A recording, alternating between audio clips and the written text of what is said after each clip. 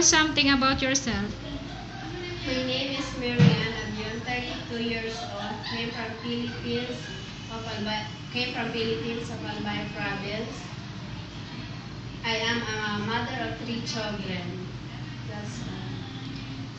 What is your main reason applying abroad? To work to earn money for the future of my children.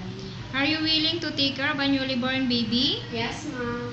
Can you sing a simple song for a little children? Yes, ma'am. Row, row your boat gently down the stream. Merrily, merrily, merrily, life is but a dream. Are you willing to take care of old and bedridden people? Yes, ma'am. How about animals? Are you willing? Yes, ma'am. What about cooking? Do you know how to cook foods? Yes, ma'am. I know a Filipino dish like adobo, menudo, afritada.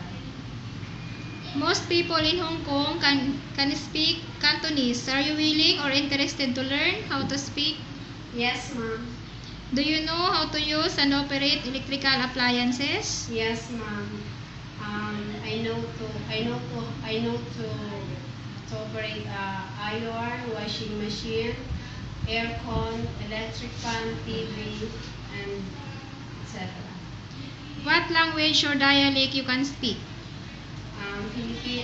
Filipino language, English language, and little bit of Mandarin language. Thank you, Miss Miriam.